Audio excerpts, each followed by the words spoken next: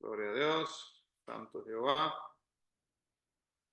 Dios les bendiga así mismo a todos, hermanos, en esta hermosa noche. Estamos acá contentos de así mismo poder estudiar la palabra de Dios.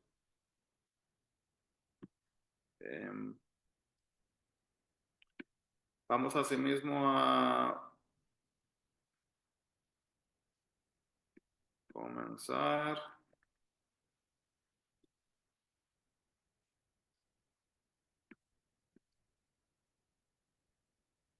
nuestro estudio en el día de hoy.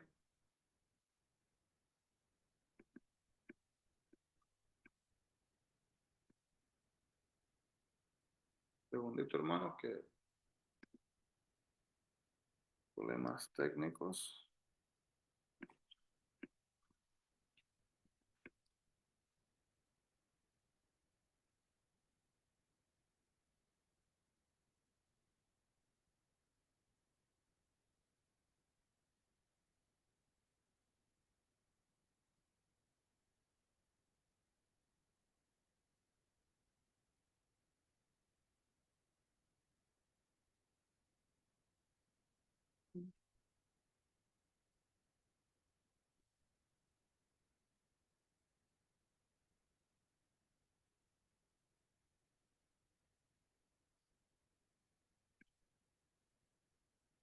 Bien, me excusan, hermanos, disculpen, es que no veo el video, entonces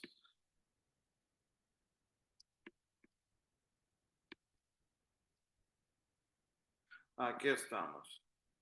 Bien.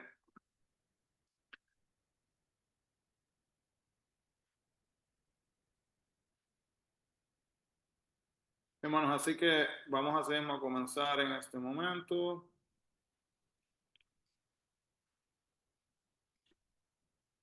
Full screen.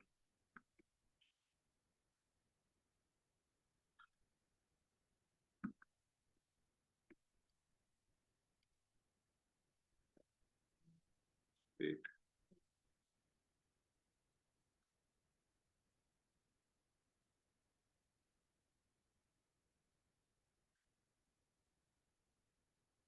Disculpe que me está dando una opción diferente, no estoy entendiendo aquí. Ok, se ve.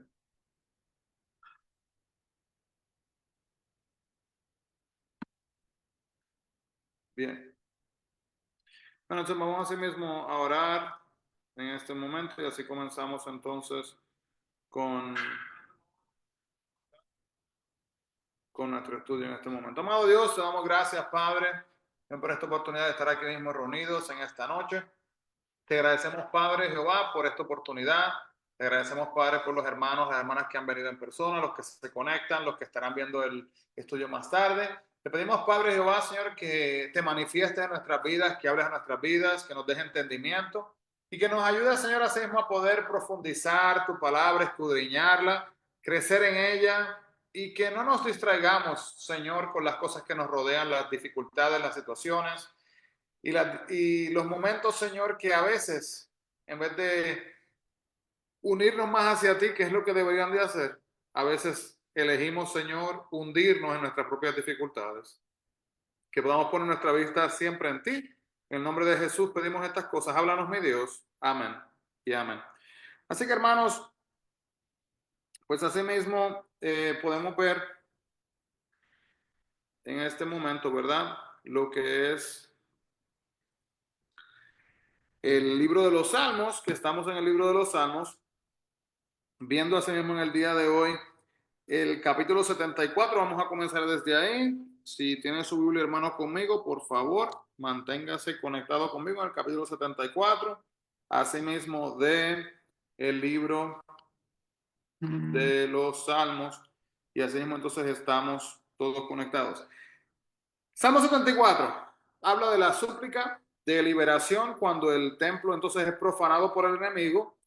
Eso lo podemos ver en el Salmo 7, el Salmo 74, versículo 7 y versículo 19. Vamos a leer esos dos. Salmo 74, versículo 7 dice: han puesto a fuego tu santuario, han profanado el tabernáculo de tu nombre, echándolo a tierra. Y el versículo 19, no entregues a las fieras el alma de tu tórtola y no olvides para siempre la congregación de tus afligidos. Mire, hermanos, vemos, ¿verdad?, en la historia bíblica cómo habían tomado lo que era el tabernáculo, literalmente, hermanos, lo habían quemado, ¿verdad? Qué sacrilegio, ¿verdad? Qué pecado, qué cosa inaudita podríamos decir que estuviera pasando esto. Habiendo dicho esto, hermanos, podemos ver que la gente no estaba buscando honrar a Dios, sino que estaban buscando honrarse hacia sí mismo.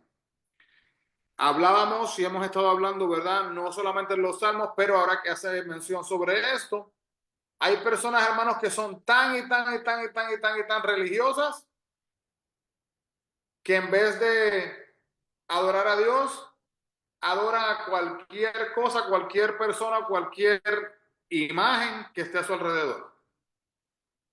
Y tenemos que entender, ¿verdad?, que Dios es un Dios celoso y Él espera nuestro compromiso, nuestro amor, nuestra alabanza, nuestra adoración solamente hacia Él. Capítulo 75. Dios contesta la oración del Salmo 74 y ahora ayuda viene de Dios, como dice el versículo 6 y el versículo 7. El Salmo 76 es un salmo profético del Mesías en el trono y el templo entonces se abre para lo que es asimismo la adoración. Finalmente, ¿verdad?, es restaurado y se abre para la adoración. El Salmo 77 nos habla de la perplejidad en cuanto a la misericordia y bondad de Dios.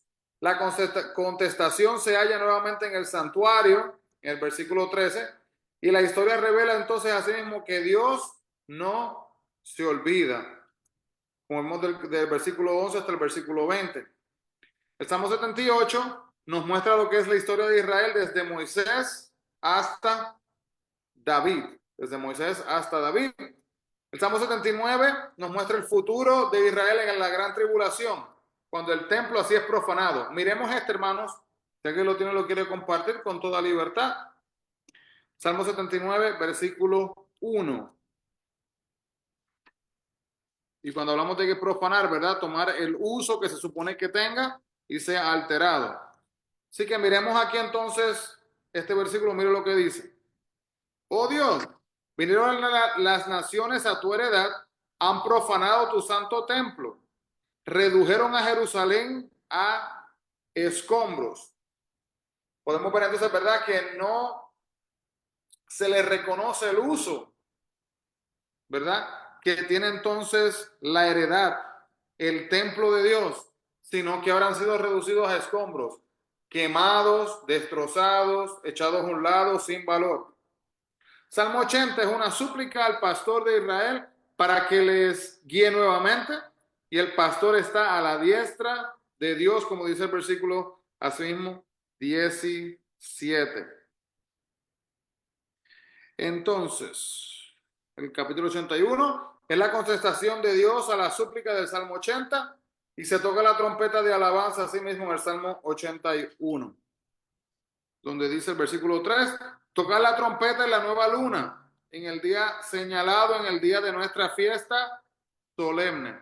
Así que podemos ver, hermanos, que la bondad de Dios es mostrada, e de igual manera también es mostrada la perversidad, asimismo, del pueblo de Israel. El capítulo 82, Dios está en medio de su pueblo, la gloria chequina en el tabernáculo, Él juzga a los jueces del pueblo. Mire, hermanos, cuando hablamos acá de lo que es la chequina, ¿verdad? Es bien importante entender que en la Biblia se nos muestra una palabra que es la palabra chequina. Esto es una palabra, hermanos, teológicamente hablando, que nos muestra en una palabra la representación cuando viene desde el cielo, ¿verdad?, donde está Dios, y hay una expresión de una presencia divina que desciende sobre nuestras vidas. Simbólicamente podríamos ilustrarlo de esta manera. Si aquí hubiera oscuridad y de repente yo agarro una linterna y empiezo a alumbrar, hay una expresión de luz que viene y cubre. Mire, hermano, cuán maravillosa es la palabra de Dios, que hay una expresión de lo sobrenatural, de lo divino, de la presencia de Dios, que viene y simbólicamente desciende a sí mismo sobre nuestras vidas. La presencia divina de Dios, así mismo sobre nuestras vidas. Luego tenemos entonces aquí, así que hermano, esa palabra, anótela por ahí si no la sabe, la palabra Shekinah, Shekinah en el tabernáculo, la presencia de Dios, así mismo descendiendo sobre nuestras vidas, Shekinah. Salmo 83, tenemos acá lo que es la plegaria pidiendo que Dios libre su pueblo de sus enemigos, y tenemos la oración imprecatoria, versículo 9 al 12, donde se hace una súplica por lo que hemos hablado de los salmos imprecatorios, de lo que es la justicia a sí mismo de Dios. Y el Salmo 83 es el último salmo de la serie que le habíamos atribuido a sí mismo a Asaf. Luego vamos al Salmo 84 al 89, donde tenemos mirando hacia el futuro. Tenemos el Salmo 84, que es un anhelo profundo para la casa de Dios, para que pueda mirar el rostro de su ungido, como dice el versículo número 9. Vamos a leer el 84, 9, donde dice: mira, oh Dios, escudo nuestro, y pon los ojos en el rostro de tu ungido, ¿verdad? Así que hablando del futuro, de la restauración que iba a ser así mismo traída a través de nuestro Señor Jesucristo. Entonces, de igual manera podemos ver acá que el capítulo 85 nos muestra la futura restauración de Israel, ¿verdad? Y las bendiciones asimismo de su reino. Entonces, el Salmo 85 nos muestra esta restauración de Israel, a pesar del pecado, a pesar de la desobediencia, a pesar de las faltas.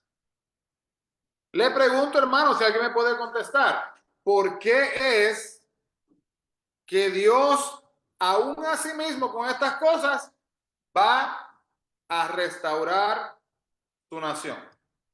¿Por qué creen? ¿Por qué va Dios a restaurar a su nación con las cosas malas que ha hecho? ¿Usted en algún momento, hermanos, ha hecho una promesa hacia alguien y esa promesa que usted hace tiene como un peso dentro de usted? Y la persona quizás no se merece lo que usted está dándole o lo que usted está ofreciéndole, pero usted siente como una responsabilidad porque usted hizo una promesa. Dios, hermanos, hizo una promesa con su pueblo, con su nación, y Él va a hacer su parte para cumplirla. El Salmo 86, David ora por el futuro reino, el versículo 8 y el versículo 9. Entonces, del capítulo 86, Salmo 87, el glorioso futuro de Jerusalén es visto. Las naciones entonces vendrán a Jerusalén para adorar, como dice Isaías 2, anote por ahí, Isaías 2:2, y Zacarías capítulo 2, versículo 10 y versículo 11. Ahí nos muestra, ¿verdad?, el glorioso futuro de Jerusalén. El Salmo 88 nos muestra una endecha de tristeza, una lamentación.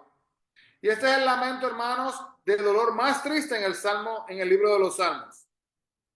El único rayo de esperanza es: oh Jehová, Dios de mi salvación. Vamos a mirar rapidito, hermanos, este capítulo un momentito.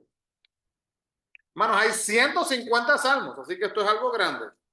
Que de los 150 salmos, el Salmo 88 es el salmo donde más dolor y tristeza se muestra. Pero el versículo 1 comienza Oh Jehová, Dios de mi salvación, día y noche clamo delante de ti. Ese es el único rayito de esperanza, que se clama delante de Jehová día y noche. Pero usted continúa leyendo. Vamos a leer hasta el versículo 3 para que escuche, hermano, el peso. Mire, llega mi oración a tu presencia, inclina tu oído a mi clamor, porque mi alma está hastiada de males y mi vida cercana al Seol. Así que yo estoy hasta aquí, por decir, ya no puedo más. Eso lo vemos entonces en el Salmo 88.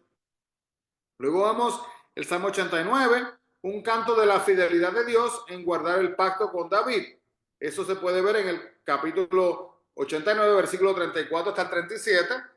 También en segunda de Samuel, capítulo 7, del 8 hasta el 17. Anoten por ahí si desea. Y luego puede asimismo leer un poquito más de estos ejemplos. Luego viene una sección entonces aquí de números, hermanos, en los salmos. Vemos aquí salmos del Salmo 90 al Salmo 106. Tenemos aquí lo que es el peligro y la protección de los peregrinos, ¿verdad? Un vistazo a lo que es la tierra que tienen. Pero mire, hermanos, esto es bien interesante. No llegamos a ser peregrinos hasta que somos extranjeros. Anota esa frasecita por ahí. Bien importante, escúchala de nuevo. No llegamos a ser peregrinos hasta que llegamos a ser extranjeros. ¿Alguien me puede decir qué cree que significa eso? Un peregrino y un extranjero. ¿Cuál es la similaridad? ¿Cuál es la diferencia? Erika, como que va a compartir, adelante. Bendiciones. Sí. Bendiciones. El peregrino es el que camina buscando a dónde llegar. Y el extranjero es el que llega a una tierra desconocida para él. Gracias, excelente. Entonces, si yo vivo aquí en este país, yo soy miembro de este país, pero si cambiamos ahora mismo, hermano, la palabra país por, vamos a decir, cambiamos la palabra país por espiritualidad, hablando de si estoy con Cristo o si estoy en donde estoy en mi mundo espiritual, en el mundo secular. Si yo estoy entonces ahora mismo morando en mi propio mundo y yo no estoy dispuesto, escucha, hermano, esto es súper importante. Si estoy en mi propio mundo y no estoy dispuesto a salir de mi mundo, a tener incomodidad, no puedo, escuche bien, no puedo meterme en el mundo de Dios sin dejar mi mundo. Entonces, si estoy en mi mundo y tengo que tomar una decisión de que yo honestamente estoy dispuesto a dejar mi mundo a un lado, a convertirme en este mundo que estoy, vamos a llamarle este planeta Tierra, a convertirme en un peregrino en este planeta Tierra mientras estoy caminando hasta que finalmente me sienta suficientemente conectado y establecido con Cristo para ser un extranjero dentro del mundo creado por Dios. Esto es bien importante, hermano, porque esto nos ayuda a ilustrar, literalmente podríamos predicar un mensaje y le podríamos llamar al mensaje, ¿verdad? Ciudadano, peregrino o extranjero. ¿Cuál de los tres es usted? Y es bonito ser ciudadano, ¿verdad? El ciudadano tiene beneficios, pero cuando entendemos, hermanos, el proceso de progreso de ser ciudadano a peregrino a extranjero, el extranjero es hijo del Padre. Así que en otras palabras, aunque camino como extranjero, mi papá es dueño de todo. Así que no estoy perdiendo los derechos del ciudadano, sino que estoy ganando aún más, porque el ciudadano, escuche esto, hermano, preste mucha atención, el ciudadano está limitado a esta área geográfica.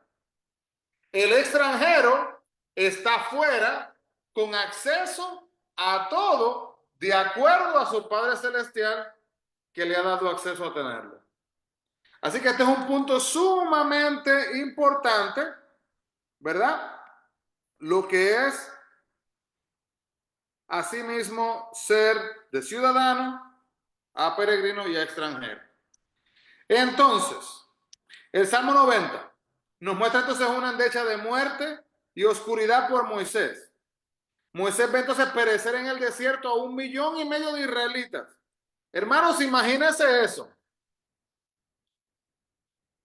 No se murieron 2, 1,5 millones de israelitas.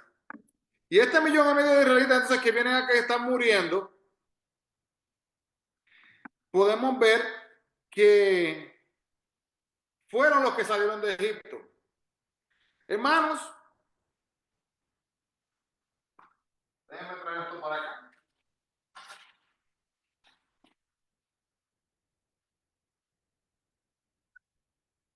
Para que podamos visualizar.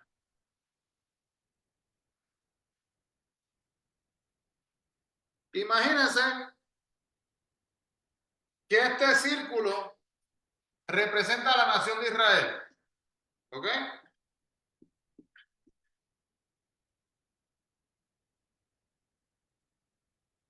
Y hay muchas personas. Están por todos lados. ¿Está hablando, hermanos? 10,000 de 10,000, 100,000. Hay muchísimas por todos lados.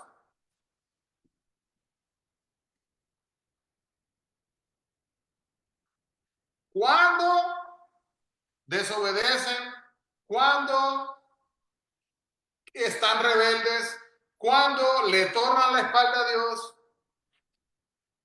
cuando van los espías a explorar la tierra, se enviaron 12, ¿verdad? Así que tenemos 12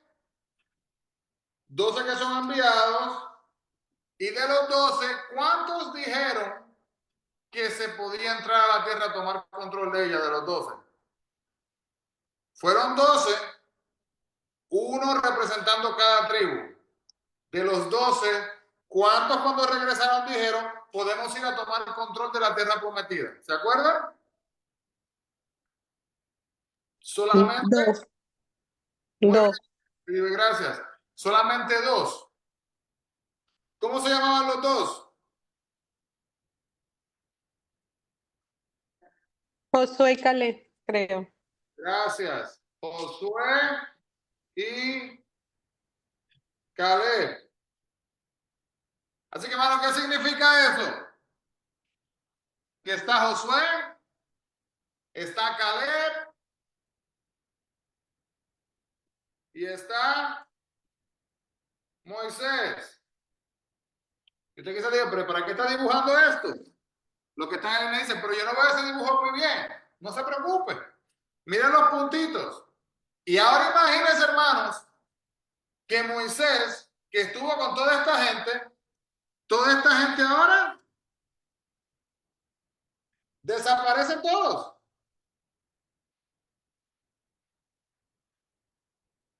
Todos. Y los únicos que quedan son Josué, su familia, Caleb, su familia, Moisés, su familia, y los hijos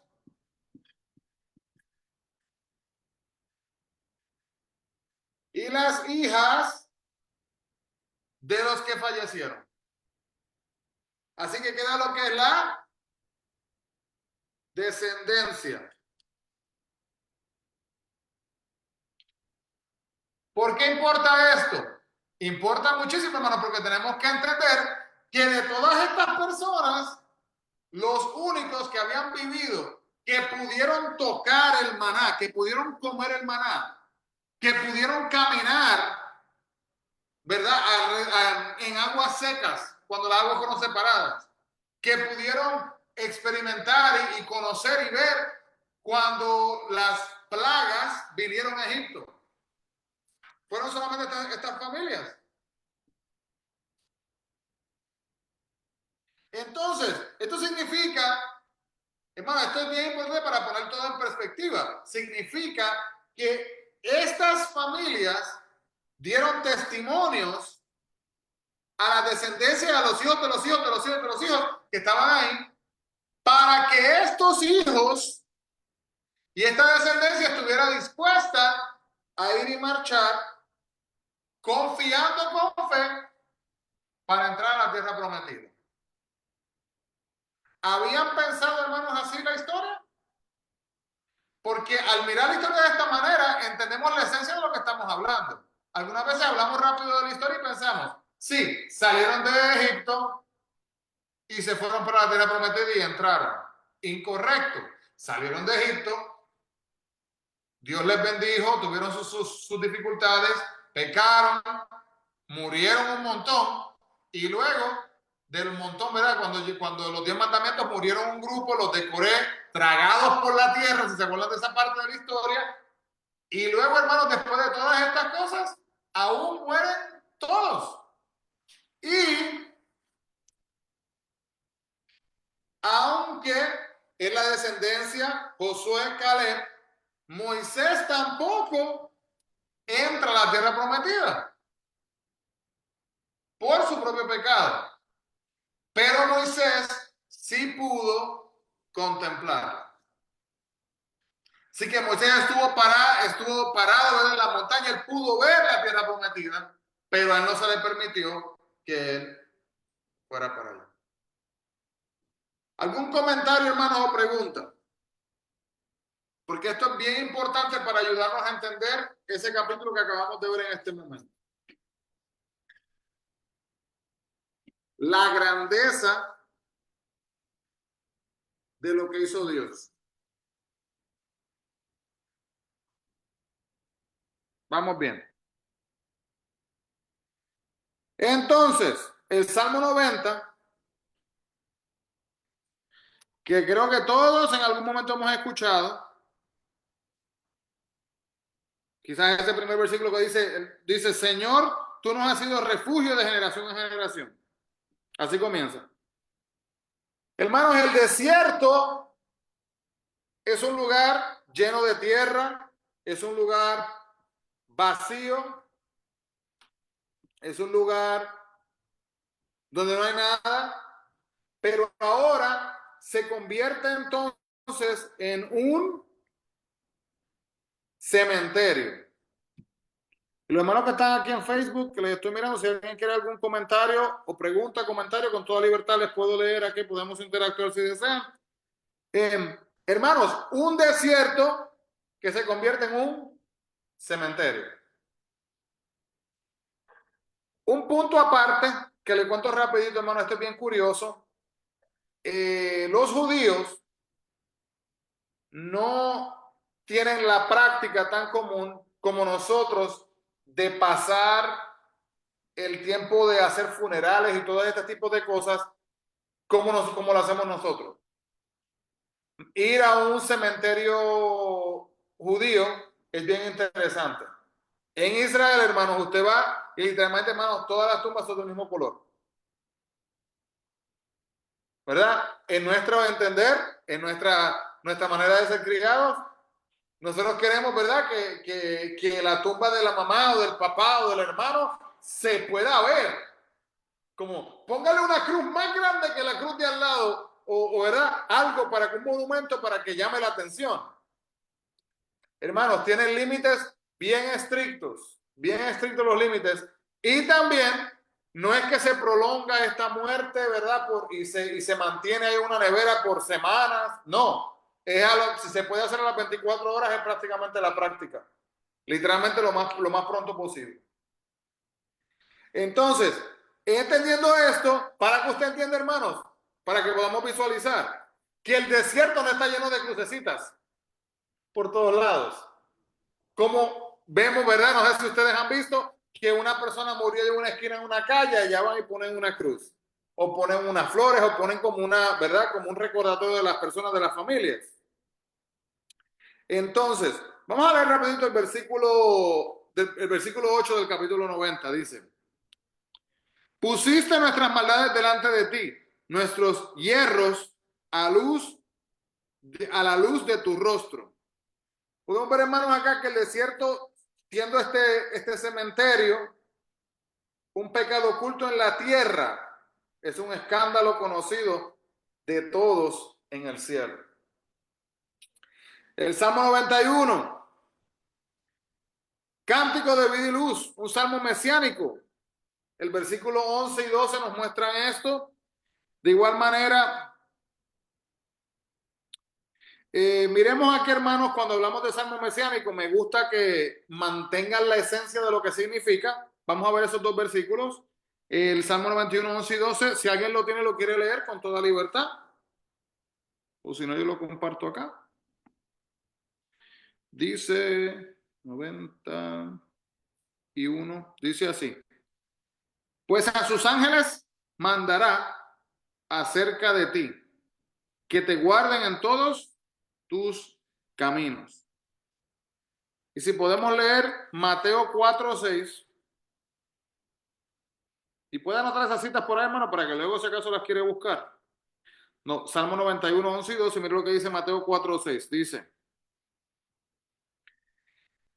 y le dijo, si eres hijo de Dios, échate abajo, porque escrito está, a sus ángeles mandará acerca de ti. ¿Ven el contraste del Antiguo Testamento con el Nuevo Testamento? Los santos de todos los siglos vuelven a este salmo para ayuda y esperanza. Y hermanos, cántico de vida y luz. ¿Cuántos de ustedes creo que se saben este primer versículo? ¿Lo han escuchado antes? Muchas veces comenzamos a decirlo y ya pueden terminarlo sin mirarlo en la Biblia, sin leerlo. Dice, el que habita al abrigo del Altísimo morará bajo la sombra del Omnipotente. Qué gran luz y esperanza de vida. Salmo 92, cántico de alabanza para el reposo. Asimismo, el día de reposo, y el versículo 1 es el tema. Cuando nos muestra, nos dice Altísimo. Altísimo es una palabra que está conectado directamente con lo que es el reino celestial. Salmo 23, cántico de pura alabanza a causa de que el rey reina.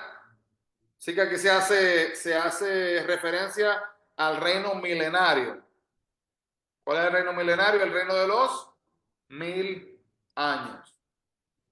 Sé que algunos de ustedes todavía no han llegado, no han estudiado lo que es el libro de Apocalipsis, pero mientras seguimos en esa jornada para llegar al libro de Apocalipsis, hermanos, vamos a estar hablando de lo que es la gran tribulación, de lo que es el rapto, de lo que es el milenio, ¿verdad? Todas esas cosas, y aquí hace referencia.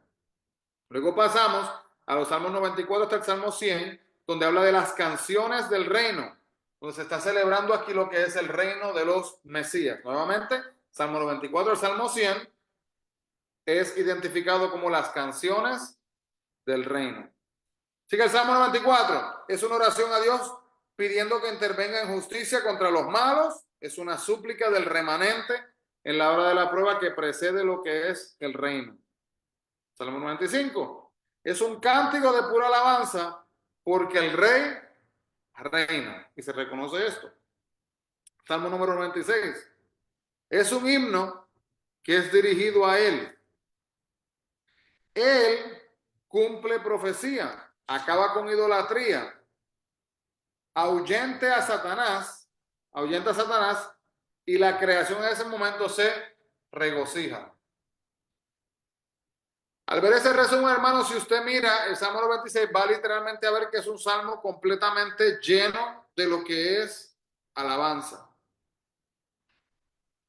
Vemos verbos, vemos acciones, vemos momentos de nuestra vida donde si vamos a practicar este verbo, este salmo, usted no va a poder aplicar ese salmo sin acción. Vamos a leer algunos de los versículos. Vamos a leer los primeros 3. Mira lo que dice. Cantad a Jehová cántico nuevo. Cantad a Jehová toda la tierra. Cantad a Jehová. Bendecid su nombre. Anunciad de día en día su salvación. Proclamar entre las naciones su gloria. En todos los pueblos las maravillas. Así que mire, hermanos, en esos 3 versículos, un verbo, cantar, cantar, cantar, bendecir, anunciar, proclamar. 6 verbos, acciones que nos corresponden a nosotros en cuanto a una respuesta, ¿verdad? De lo que Dios espera en lo que nosotros debemos de estar haciendo en nuestra interacción con Él. Y usted puede preguntarse y decir, pero ¿por qué tengo yo que cantar? ¿Por qué tengo que bendecir? ¿Por qué tengo que proclamar? ¿Por qué tengo que anunciar? La respuesta está en el versículo número 3, en el 4, perdón. Dice, porque grande es Jehová y digno de su suprema alabanza, temible sobre todos los dioses, porque todos los dioses de los pueblos son ídolos, pero Jehová hizo los cielos, alabanza y magnificencia delante de él, poder y gloria.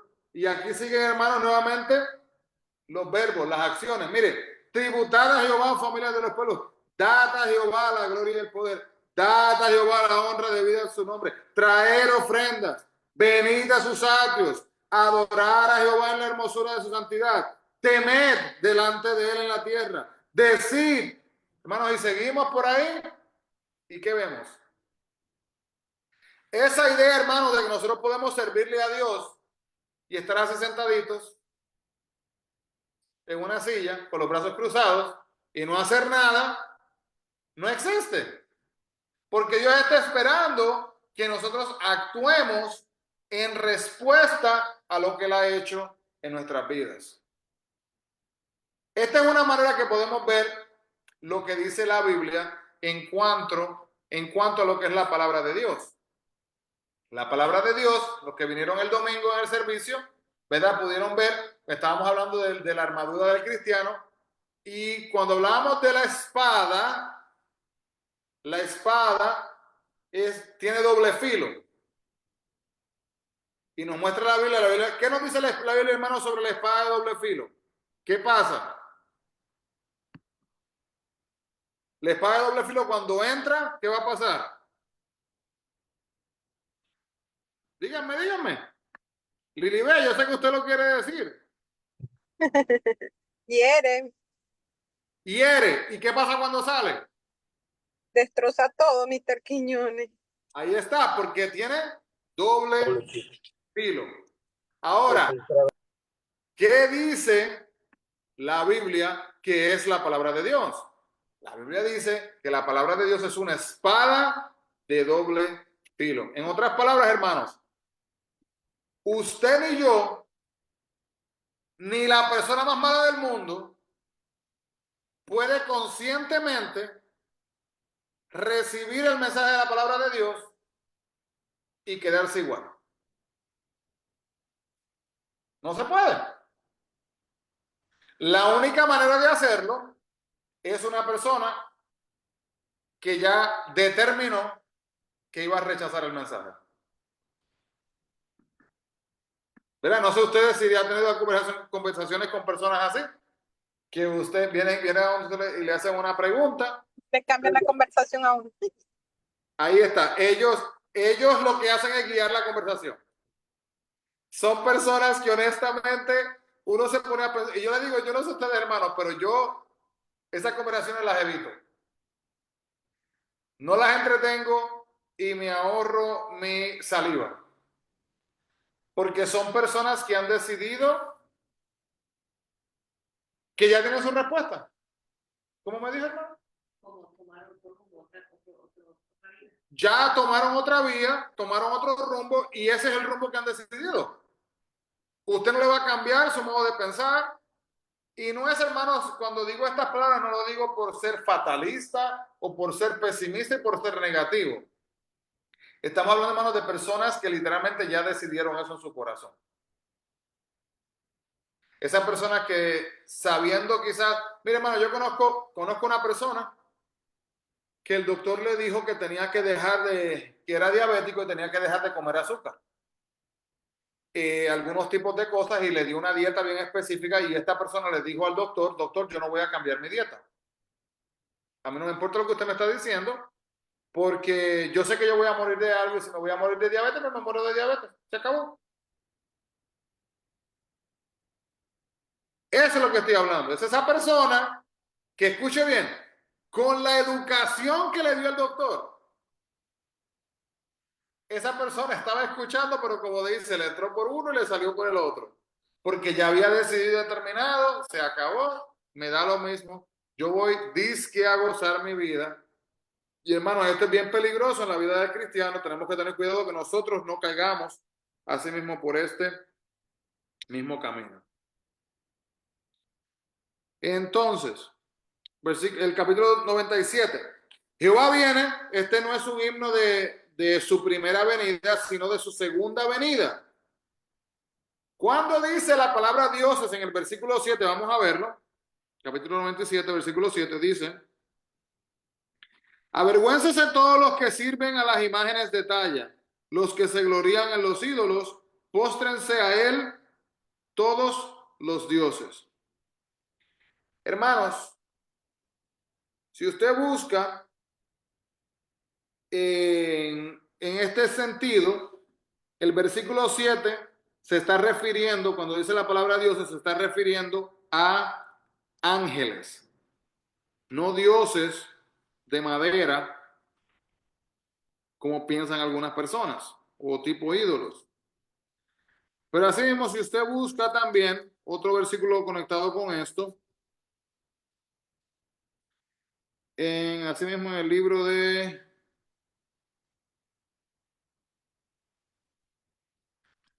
acá, Hebreos 1.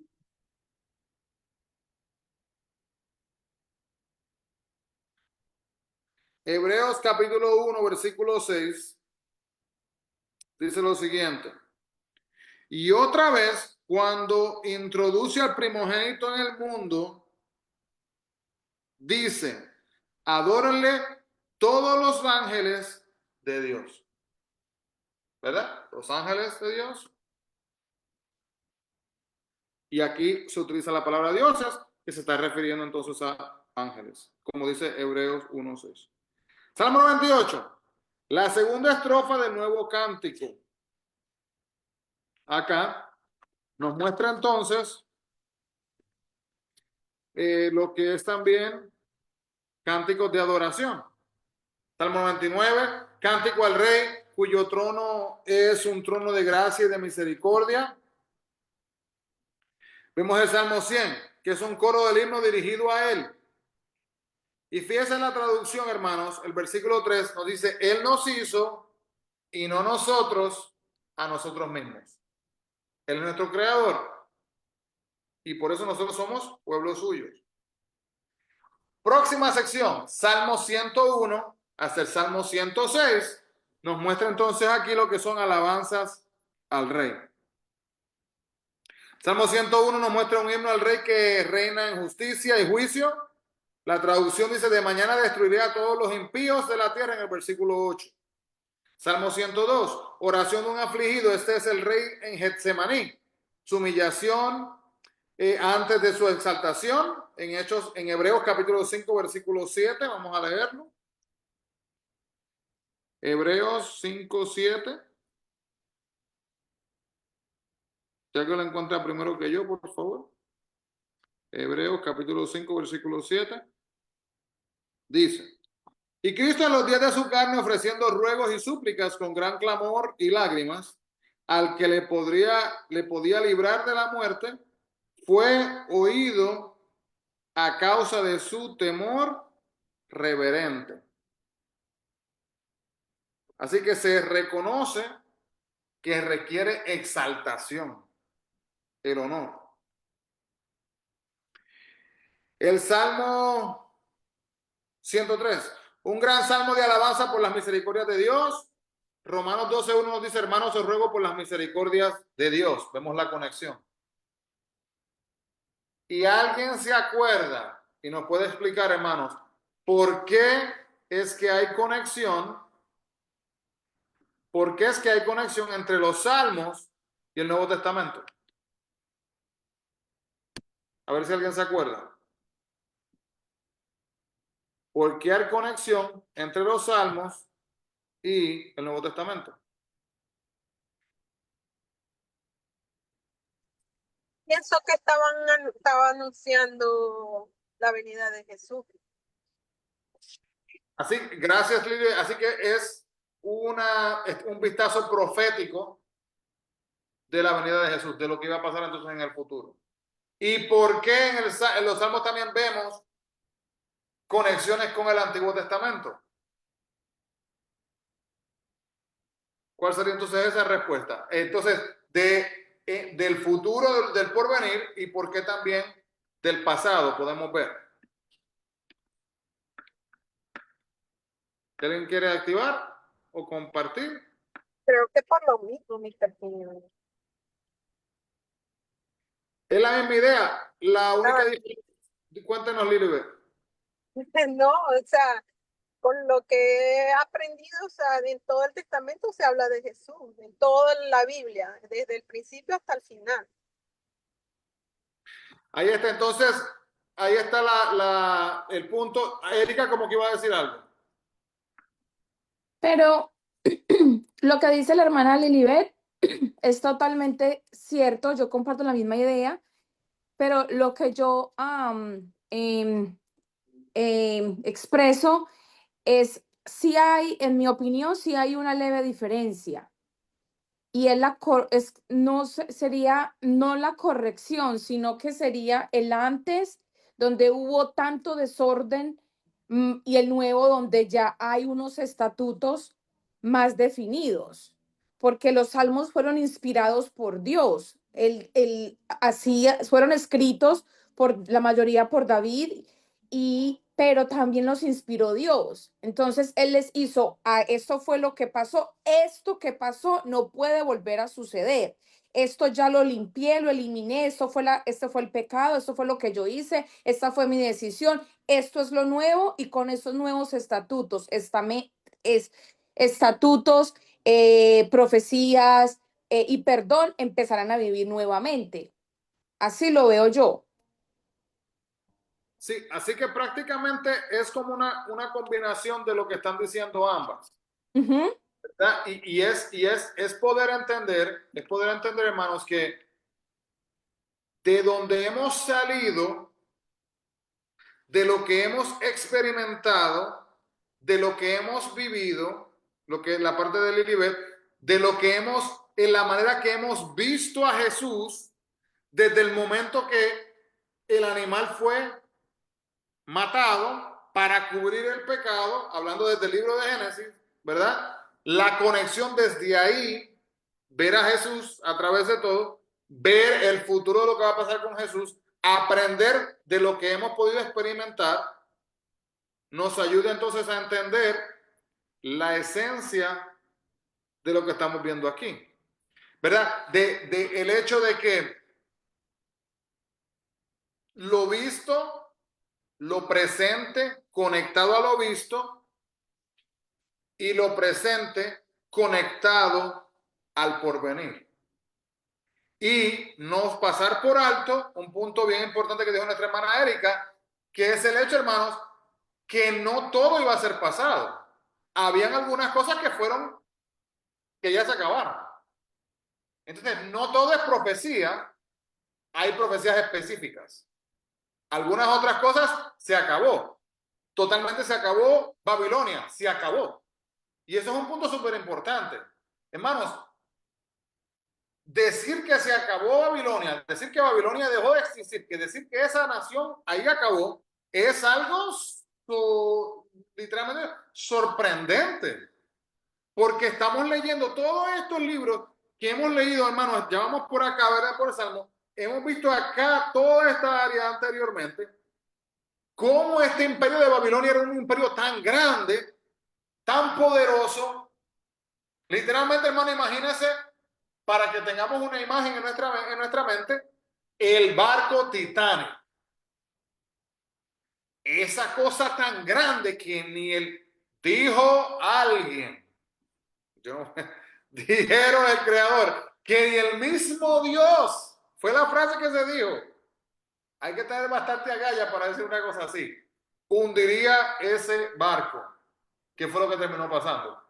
Entonces, ver la magnitud de lo que pasó con la nación de Babilonia y entender, hermanos, que esa ya dejó de ser. Pero ¿qué pasa? Nosotros, y esto es una cosa que a veces a mí me causa un poquito de preocupación, porque a veces venimos a estudiar la palabra y no nos sentimos conectados con ella porque decimos, pero yo no tengo ídolos en mi casa, yo no me postro así a orar delante de ninguna estatua. Pues como yo no hago eso, pues yo debo de estar bien delante de Dios. Y nos olvidamos, hermanos, que hay que buscar la aplicación y la conexión, porque quizás yo no me postro a hacer esto, pero quizás me postro delante de mi trabajo. No lo digo con palabras, pero mi trabajo se convierte en mi todo. Mi trabajo tiene prioridad antes que mi esposa, mi trabajo tiene prioridad antes que mi esposo, mi trabajo tiene prioridad antes que mis niños, mi trabajo tiene prioridad antes que Dios. El celular, ¿verdad? El celular. Ahora mismo estaba viendo un video que me compartieron donde estaba un hombre, ¿verdad? Que su hija, él estaba en la casa mirando cómo le respondía a la mamá, le faltó el respeto, la mamá le dijo que fuera, no, que no iba a hacer la tarea, no, que sí que... Y la niña, mientras estaba haciendo todas estas actitudes, metida en el celular. Entonces él cogió y se puso a meditar y viendo a su hija, niña tan buena que había sido, era una niña, tiene como 6, 7 años y que ahora está empezando a desarrollarse así y cogió el celular. No estoy diciendo que esto que hizo sea bueno o malo, hermano, pero le estoy contando cómo fue el video. Él cogió donde la niña y le dijo, ¿sabes qué? Verdaderamente me doy cuenta que esta cosa es un gran problema en esta casa contigo. Y cogió el celular y lo restrayó contra el piso. Y ahí quedó. Y la niña se puso allá. Y le dijo, papá, te odio, que sí, qué sé yo. Y le dijo, ¿verdad? Y curiosamente, el papá le dijo, puedes pensar que me odias, pero quiero que sepas que yo te amo. Y a pesar de tus errores, te voy a continuar amando. Pero como tu padre, no puedo guiarte y encaminarte por el camino correcto. Y creo que una de las peores cosas que yo he hecho como papá fue darte ese celular. Y luego, hermano, miren, la niña se le pasó, una niña pequeña, se le pasó el enojo y el papá, la niña se estaba portando bien, le recompensaron en la escuela, la reconocieron porque estaba haciendo un buen trabajo y el papá, como una sorpresa, fue y le compró una scooter, ¿verdad? Y la niña ahora estaba saliendo afuera, estaba compartiendo y pasó un tiempito y luego cuenta la historia que le dijo el papá a la niña, sabes que ya llevas ya un buen tiempo, estaba pensando que te voy a comprar un celular en este momento, ¿verdad? Porque ya pienso que te lo has ganado y que has aprendido y entiendes. Y me encantó lo que respondió la niña. La niña dijo, papá, no me compres un celular todavía. Porque he aprendido a divertirme con mis manos. He aprendido a enfocarme en lo que tengo frente a mí y en no permitir que nada me robe la satisfacción de disfrutar el momento. Y cuántas veces, hermano, en nuestra vida nosotros permitimos, no tiene que ser solamente el celular, permitimos que algo o alguien nos robe el tiempo con Dios. Y hermano, hay que tener mucho cuidado porque eso mismo es lo que podemos ver y ahí es la conexión con la Biblia. Que aunque quizás nosotros no teníamos, ¿verdad? No hacíamos esos rituales, no seguíamos la ley así como lo siguen ellos en ese momento, pero ellos cometían los mismos errores que nosotros en el día de hoy podemos todavía seguir cometiendo. Y ahí es cuando podemos estudiar y aprender de ellos y acercarnos más en ese entendimiento. Entonces, seguimos. Salmo 103, gracias. Un gran salmo de alabanza por la misericordia de Dios. Ahí es cuando habla de lo que es hermanos, os ruego por la misericordia de Dios, como dice Romanos 12:1. El Salmo 104, un himno al Dios de la naturaleza porque Él es el creador. Salmo 105, un salmo histórico, escuche esto, desde Abraham hasta Moisés. Y es un salmo que también muestra lo que es la providencia. En el versículo 5 vamos a leerlo, Salmo 105. Salmo 105, versículo 5 nos dice así: acordaos de las maravillas que él ha hecho, de sus prodigios y de los juicios de su boca. Podemos ver, hermanos, la providencia de Dios. También, si quieren anotar por ahí, no lo vamos a buscar, pero en Primera de Crónicas 16:8 hay una conexión también con este salmo. Salmo 106, otro salmo histórico que confiesa la falla de Israel y la fidelidad de Dios. Este salmo es el primero que comienza y termina con aleluya. Escucha, hermano, nuevamente, otra cosa interesante de este salmo. Uno de los salmos. Este es el primer salmo que comienza con aleluya y así mismo termina con aleluya. ¿Okay? Así que es un dato interesante. Y este salmo de peregrinos en el desierto de este mundo. La Biblia nos dice que nosotros estamos en este mundo, pero nosotros no somos de este mundo. Y finalmente, hermanos, llegando ya a la última sección, de lo que es de la última sección general de los salmos, el Salmo 107 al Salmo 150, donde habla de la perfección y la alabanza de la palabra de Dios. Y antes de que podamos de conocerle a Él verdaderamente, hermanos, hemos de conocer la palabra de Dios. El pecado vino por la infracción de la palabra de Dios. Israel fue disperso por infracción de la palabra y el santuario fue destruido por la infracción de la palabra. Entonces comenzamos acá mirando el Salmo 107, es un canto del judío errante cuando regresa y entra de nuevo en la tierra prometida. Salmo 107 del 3 al 6. Sí. Bueno, por la infracción de la palabra de Dios, o sea, por haber quebrantado. Rompió, ¿verdad? Lo que decía la ley. Y hermanos, entonces también vemos acá este salmo, después de haber roto, ¿verdad? El seguir las leyes, la infracción. Mire, hermano, esto comenzó todo así. Vamos a hacer aquí una línea de tiempo bien facilita. Y este es el ciclo triste de la vida del cristiano. Muchas veces. Repito, decimos a veces que no tiene nada que ver con nuestras vidas. Pero sí tiene, hermano. Mire, comenzamos con la promesa de Dios.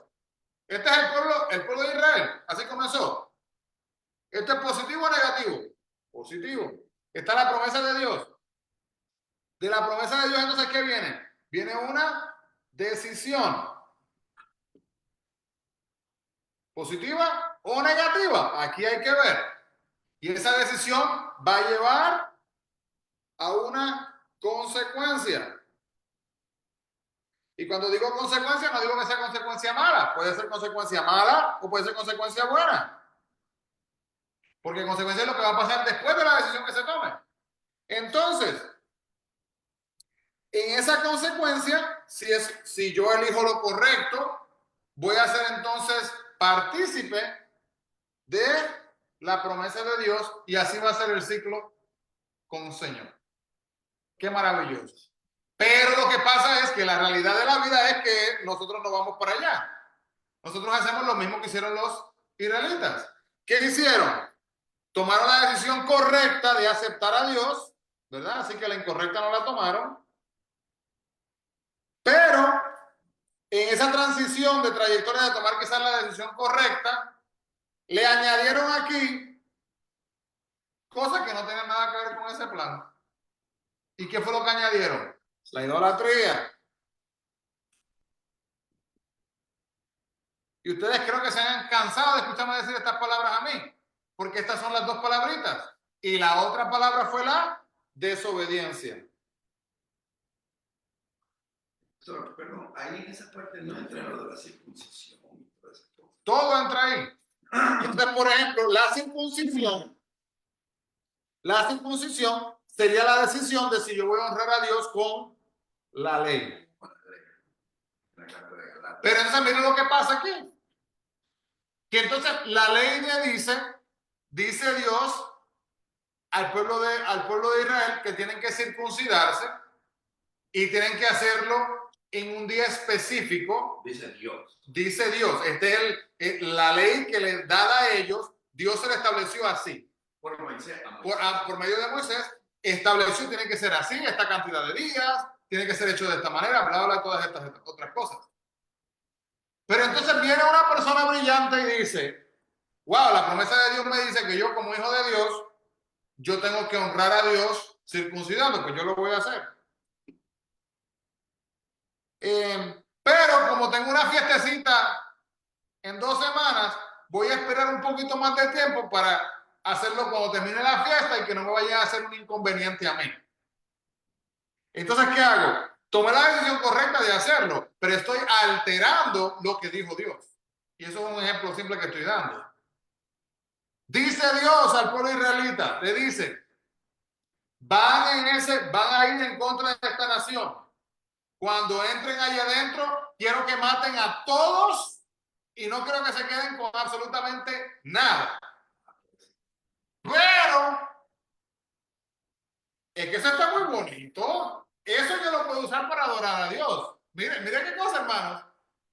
Literalmente saber más que Dios. Porque de Jericó, pero no solamente ese, pasó otras veces también. Anteriormente. Entonces es el punto que esto es lo mismo, hermanos. Esto es repetitivo.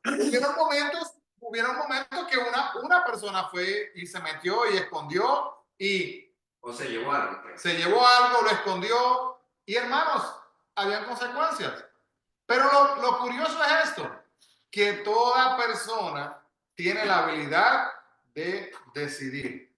Hay personas que a veces se pierden en lo que es la predestinación.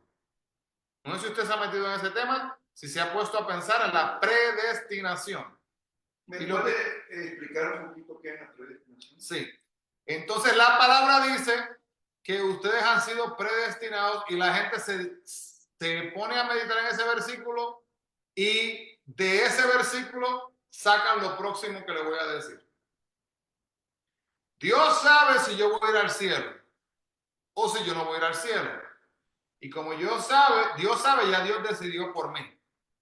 Entonces, no importa lo que yo haga, yo voy a ir al cielo. Entonces, esa persona puede ser tan cerrada de mente que diga, si yo voy a ser atropellado por un auto que yo no lo sé y estoy a punto de morir, yo en esos segundos yo voy a arrepentirme y Dios me va a perdonar y yo voy a tener acceso con Dios. O gente que van aún al problema aún peor, y es que como yo soy salvo, Dios nunca me va a quitar mi salvación.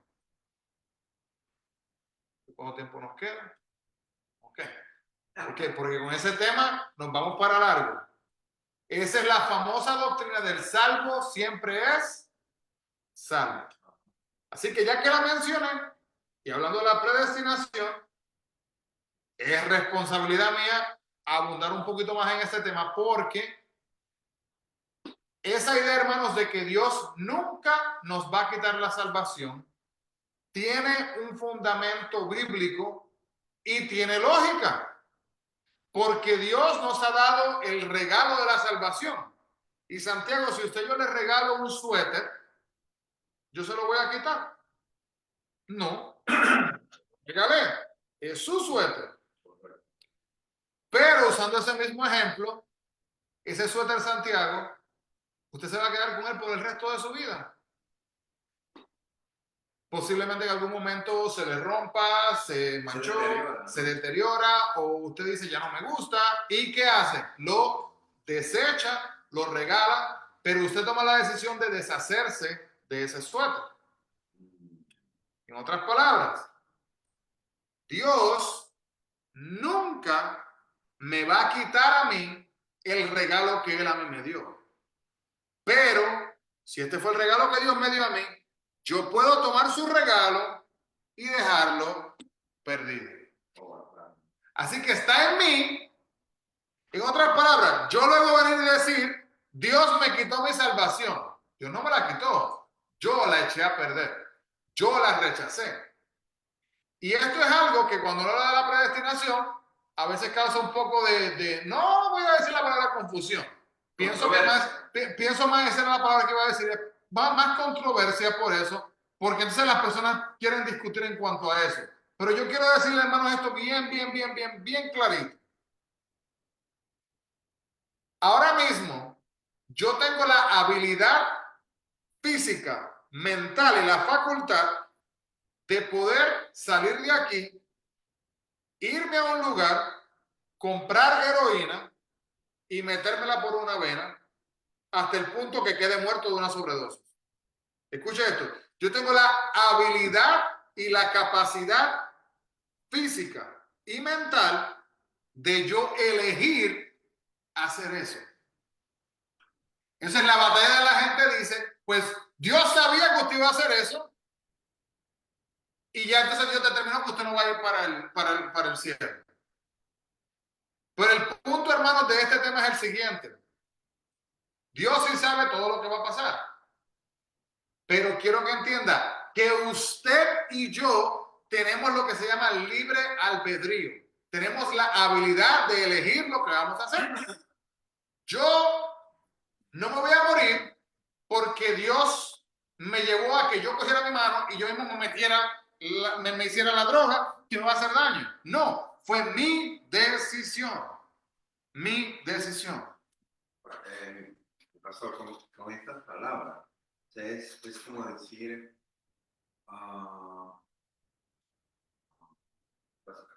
sea, por nuestras decisiones podemos desechar nuestra salvación. Nuestras decisiones. Por no, claro, podemos desechar. Correcto. ¿Verdad? Y ahí está el punto, esa idea, ¿verdad?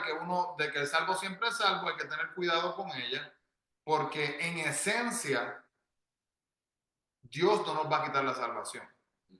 En esencia. O sea, por parte de él también. Por parte de él, pero depende de mí. Y entonces, el hermano o la hermana que diga, no, pero es que no puede ser así, pastor. Escuche bien, y con esto vamos a terminar en este día.